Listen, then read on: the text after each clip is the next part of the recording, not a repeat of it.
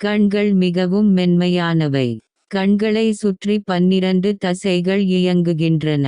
இவற்றில் ஏதாவது ஒன்றில் பாதிப்பு ஏற்பட்டால் கூட கண்ணோய் வருகிறது. இதனால் கண்கள் கனமாக தோன்றுவதுடன் விரைவில் சோர்வடையும். பார்வை மங்குவதற்கும் வாய்ப்புள்ளது. ஓவியம், எம்பிராய்டரி போன்ற நுட்பமான வேலை செய்பவர்களுக்கு அஸ்டனோபியா என்ற தொந்தரவு வரும். தொடர்ந்து டிவி, சினிமா பார்த்தால் கண்கள் சோர்வடையும். கண்களில் வலி இருக்கும். இமைகள் கனமாக இருக்கும். தலைவலியும் வரும். மேலும் தொடர்ந்து படிக்கும் போது கண் மங்கலாக தோன்றும். நீண்ட நேரம் இரவில் விழித்து டிவி பார்ப்பதாலும் கண் பாதிப்பு ஏற்படும். இதனால் கண்ணின் கருவிழி மற்றும் கண் இமைகளின் உட்பகுதி விளிம்பு ஆகியவற்றில் சில நோய் அறிகுறிகள் தென்படும். கண் சிவத்தல், கண்ணில் தூசு விழுந்தது போன்ற உறுத்தல், இமைகள் வீங்குதல், கண் கூசுதல், கண்களில் நீர் வடிதல் போன்றவை ஏற்படலாம். சிலருக்கு கண்கள் எப்போதுமே சிவப்பாக காணப்படும். மதுப்பழக்கம் உள்ளவர்களுக்கு பொதுவாக இரத்த குழாய்கள் விரிவடையும். அதே போன்று கண்ணின் வெண்விழி எவ்விலும் உள்ள இரத்த குழாய்கள் விரிவடைந்து சிவப்பாக தோன்றும்.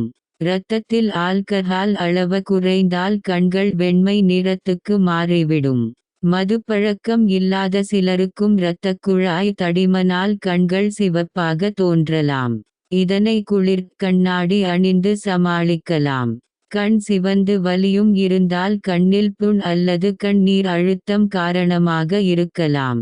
இது போன்ற பிரச்சனை உள்ளவர்கள் உடனடியாக மருத்துவரை அணுகி சிகிச்சை எடுக்க வேண்டும்.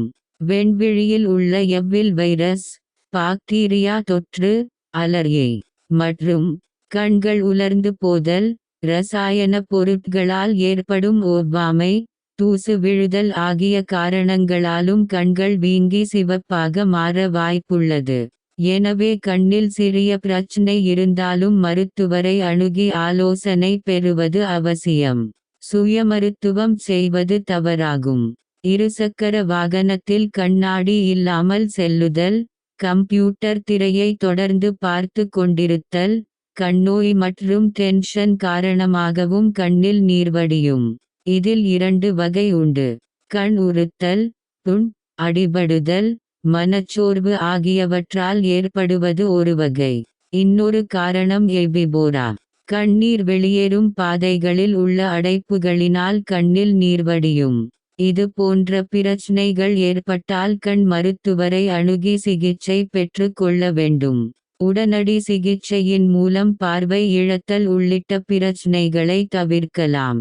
பரிசோதனை செய்து கொள்வதன் மூலம் பிரச்சனைகளை துவக்கத்தில் கண்டறிந்து சரி செய்யலாம். நாள்பட்ட சர்க்கரை மற்றும் மிகை இரத்த அழுத்த பிரச்சனை உள்ளவர்கள் நோயை கட்டுக்குள் வைப்பது அவசியம்.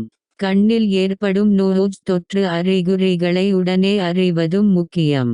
திடீர் பார்வை இழப்பு, தெளிவற்ற பார்வை, கண்களில் ஒளி வீசுதல், கருப்பு புள்ளிகளின் தோற்றம் போன்றவை கண் அழுத்த நோய் அல்லது மூளை பாதிப்பின் விளைவாக இருக்க வாய்ப்புள்ளது. சூரிய ஒளியின் புற ஊதா கதிர்களில் இருந்து கண்களை பாதுகாக்க கண்ணாடி அணியலாம். வைட்டமின் ஏ மற்றும் பீட்டா கரோட்டின் நிறைந்த கேரட் போன்ற உணவுகளை சாப்பிட வேண்டும். சரியான கண்ணாடியை அணிவதன் மூலம் பார்வை திறனை சரி செய்து கொள்ளலாம். குறைந்த வெளிச்சத்தில் படிப்பதை தவிர்க்கவும். கண்ணில் நீர் வடிந்தால் கண்களை கசக்க கூடாது. கண்களை மூடிய நிலையில் 10 நிமிடத்துக்கு சூடான ஒத்தடம் கொடுக்கலாம். சிவந்த கண்கள் பிரச்சனை உள்ளவர்கள் வெந்நீரில் துணியை நனைத்து பிழிந்து ஒத்தடம் கொடுக்கலாம். கண் நோய் ஏற்பட்டால் கைகளை அடிக்கடி கழுவவும்.